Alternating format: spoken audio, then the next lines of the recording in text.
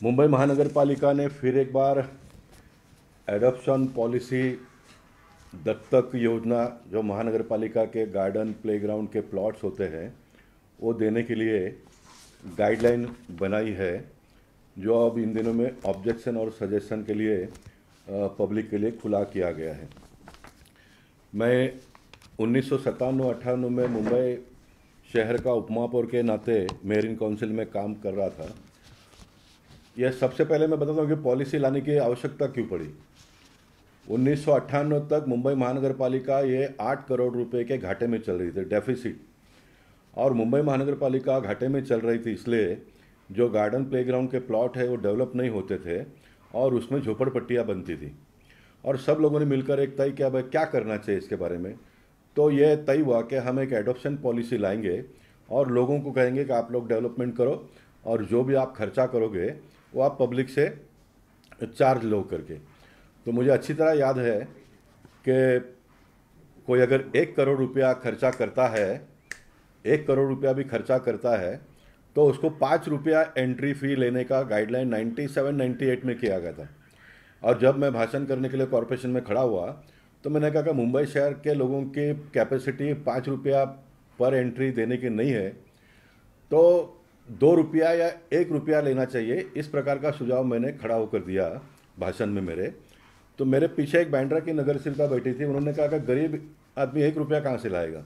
तो मैंने quick reaction उन दिनों में दिया था कि जिनके पास 1 रुपया भी नहीं है उन्होंने गार्डन में घूमने के लिए नहीं आना चाहिए, उन्होंने काम करना चाहिए, 2 पैसे कमाना चाहिए। और फिर ये मेरा इनर फीलिंग जो मैंने बातें थी बताई। ये मैं क्यों बता रहा हूँ, इसका और खुलासा करता हूँ। हम एकदम सब ओपन करते हैं तो फिर एक चर्सी जो बिगर काम धंधे वाले रोड साइड में घूमने वाले उसका शब्द का उपयोग नहीं करता हूँ। ऐसे सारे लोग अंदर आके सो जाते हैं और फिर अच्छे लोग घूमने नहीं आते। इसलिए एक रिस्ट्रिक्शन, एक नियम, एक कायदा बनाना बहुत आवश्यक होता है। अब पोईसर जिमखाना और वीर सावरकर ये 2 बोरीवली के बड़े प्लॉट्स, एक 12 एकड़ का और एक 7 एकड़ का लेके हमने विकसित किया। हमने 5,000, 10,000, 15,000 का मेंबरशिप किया। ये मेरी सोच यही थी कि सामान्य लोगों ने भी क्लब का मेंबर होना चाहिए और बड़े पैमाने पे लोग मेंबर हुए। हमने बहुत अच्छी तरह से चलाया इसको, आज भी हम चला रहे। लेकिन बीच के दिनों में बहुत सारे आंदोलन लोग करने लगे, बाबा क्यों 2 रुपये भरना चाहिए वगैरह वगैरह। जहाँ पर सुविधा नहीं मिलती है वहाँ पर कोई पूछता नहीं है, लेकिन कहीं अगर चार्ज हम 2 रुपये में म्यूजिकल गाना सुनने के लिए मिलता है, 1 किलोमीटर का जॉगिंग ट्रैक है, टॉयलेट फ्री में है और बहुत सारी सुविधाएं, बिस्लरी वाटर पीने के लिए, फिल्टर वाटर पीने के लिए हम देते हैं, इतनी सारी सुविधा है। एक मैं जनप्रतिनिधि हूँ इसलिए मेरे मतदार संघ के लोगों को अच्छी सुविधा मिले, ये इसके पीछे की भावना है और बहुत अच्छा चला।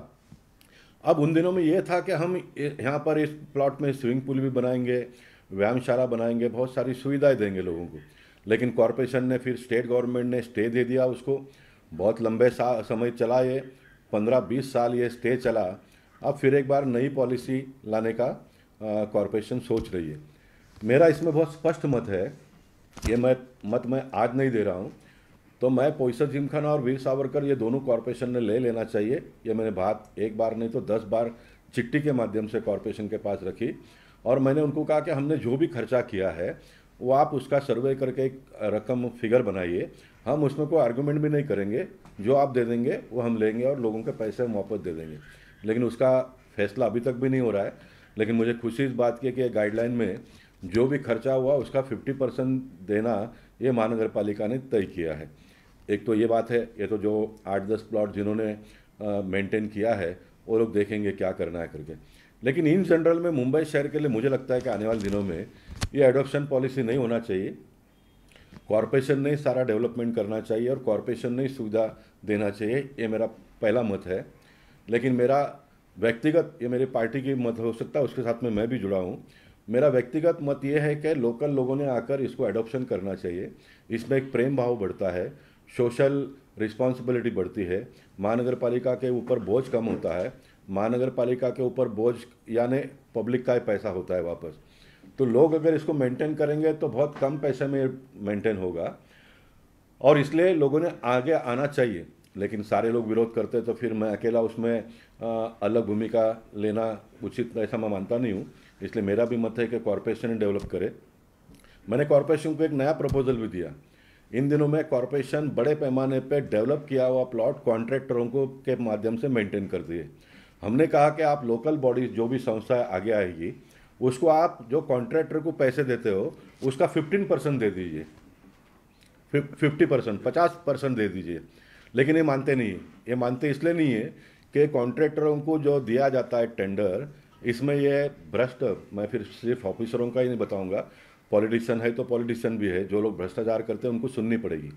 ये सारे लोगों को बांटने में आधा पैसा चला जाता है और इसलिए बहुत रेट बढ़ जाता है। इसलिए मैंने कहा कि ये 50% भी अगर लोगों को मिलता है तो लोग इसको मेंटेन करेंगे और एक अच्छी सुविधा हो सकती है। मेरा इसका विरोध करने का दूसरा एक कारण ये भी है, आप मुंबई शहर लोग आश्चर्यचकित हो जाएंगे, इन दिनों में जो 2034 का DCPR बना हुआ है उसमें एनक्रोचमेंट, जहाँ पर गार्डन प्लेग्राउंड के प्लॉट पर झोपड़पट्टियाँ बनी है या तो खुद मालिक के पास जो प्लॉट आज भी है, उसमें आप 30% जगह पर पूरा FSI यूज़ करके 70% आप महानगर पालिका को free of cost hand over करना, इस प्रकार का नियम बना हुआ है। यानी अगर मालिक के पास प्लॉट है, झोपड़पट्टी वहाँ पर बनी है, तो 30% प्लॉट पे पूरा 100% प्लॉट का FSI यूज़ करके आप बिल्डिंग बना सकते हैं। और बाकी ये अच्छा है क्योंकि डेवलपमेंट भी होगा, लोगों को घर भी मिलेंगे और कॉरपोरेशन को बिना मूल्य 70% जगह मिलता है। आज तो कुछ भी नहीं मिलता है, उसके बदले में 70% तो लोगों को उपयोग करने के लिए मिलेगा, इसके लिए ये अच्छा है। लेकिन इसके साथ साथ में दूसरा इन्होंने लैप्सेस क्या किया है, ये जूनियर इंजीनियर से लेकर IAS ऑफिसर तक जो हमारे ऑफिसर लोग हैं, हाईली पेड, ये भाषा में उपयोग कर रहा हूँ, इन्होंने महानगर पालिका के ताबे में जो प्लॉट है वहाँ पर यह कहा है कि यहाँ पर कुछ भी नहीं बनेगा, सिर्फ एक वॉचमैन की चौकी बनाओ, जॉगिंग ट्रैक बनाओ और खेलो वहाँ पर, बाकी कुछ सुविधा आपको नहीं मिलेगा, टॉयलेट बनाओ, इतनी सारी सुविधा इन्होंने कहा है। अब देश के प्रधानमंत्री ने खेलो इंडिया का कंसेप्ट लाया है और प्रधानमंत्री ने जिस दिन से खेलो इंडिया का कंसेप्ट लाया, देश में बड़े पैमाने पे बच्चे खेल कूद कर सिल्वर, ब्रॉन्ज और गोल्ड मेडल ला रहे हैं। हमारी देश का नाम खेल जगत में बहुत बड़ा होते जा रहा है। लेकिन आप महानगर पालिका के प्लॉट में भी इंडोर फैसिलिटीज़ जो अगर नहीं देंगे तो कैसे चलेगा। रीडिंग रूम, वाचनालय भी नहीं बनाना है, व्यायामशाला भी नहीं बनाना है, हेल्थ कॉन्शियस है क्या, अगर आप व्यायाम करते हैं तो आपकी फिटनेस अच्छी रहती है, आप अगर बैठ के थोड़ा 1 घंटा 2 घंटा पढ़ाई करते हो तो आपको मानसिक संतुष्टि प्राप्त होती है, आपका शरीर पूरा ठीक ठाक रह सकता है, इसलिए वाचनालय होना चाहिए।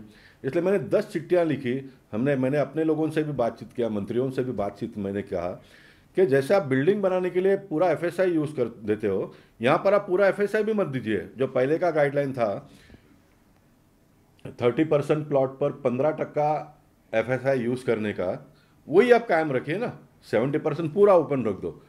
30% प्लॉट पे व्यायामशाला, वाचनालय, इंडोर फैसिलिटीज़ जो गेम्स होते हैं वो अगर आप करने को कंस्ट्रक्शन का अलाउ करते हैं तो बड़े पैमाने पे बच्चे आकर्षित होंगे। वरना आजकल होता क्या है, जो मीडियम या तो अपर क्लास मीडियम के जो बच्चे होते हैं जिनके माँ बाप के पास पैसे है, भगवान करे आने वाले दिनों में सबके पास पैसे आए, लेकिन संभावना तो बहुत दिखता नहीं है। मोदी जी अगर 10 साल और प्राइम मिनिस्टर रहते हैं तो एक ग्राफ गरीबों का ऊपर चला जाएगा। लेकिन ये गरीब जो लोग होते हैं, अब ये स्पोर्ट्स में जो रिस्की स्पोर्ट्स से जुड़े हुए कौन होता है, तो ये गरीब घर के बच्चे होते हैं बड़े पैमाने पे। अगर इनको आप किसी भी प्रकार का सुविधा ही नहीं दोगे तो ये आगे आ नहीं पाएंगे, ये खेल नहीं पाएंगे। तो मेरा ये कहना है कि ये इस पे आप करो। कॉरपोरेशन के लोगों ने एक बहुत अच्छा अंग्रेजी शब्द लाया, इंटेंट रिजर्वेशन। यानी इंटेंट रिजर्वेशन में प्लेग्राउंड है तो सिर्फ आप प्लेग्राउंड खेलो, गार्डन है तो सिर्फ गार्डन बना दो सब, वहाँ पर बरसात के दिनों में धूप से बचने के लिए कोई प्रोटेक्शन आपको नहीं मिलेगा। इट इज़ इंटेंट रिजर्वेशन, ये कॉरपोरेशन के लोग कहते हैं। तो मेरे IAS ऑफिसरों को ये कहना है, इंटेंट रिजर्वेशन तो जहां आप बिल्डिंग बनाने के लिए परमिशन देते हो, that is also intent reservation, लेकिन आपने अभी रिजर्वेशन चेंज करके उसमें क्रियामौली बनाई। तो मेरा सिंपल भाषा में ये कहना है कि महानगर पालिका के प्लॉट में भी जो कंस्ट्रक्शन परमिसेबल होना चाहिए उसको आप करिए। इसके लिए मैं इस पॉलिसी का विरोध करते हुए चाहता हूँ कि पूरा कॉरपोरेशन ही डेवलप करे ताकि लोगों को सुविधा मिले। नहीं तो पोईसर जिमखाना, वीर सावरकर, दहीसर स्पोर्ट्स पांडे हो या तो कीर्तिकर जी है, ऐसे 8-10 लोगों ने लेकर चलाया है, 20 साल लोगों का बिगड़ गया। ये पॉलिसी अभी पास होने में 5 साल लगेंगे इनको, अभी ऑब्जेक्शन सजेशन, फिर ये सब करते करते फिर वापस कौन से संस्था को देने का, उसका एडवर्टाइज, फिर वो करते करते बड़ा लंबा समय निकलेगा। ये कुछ नहीं करना इनको।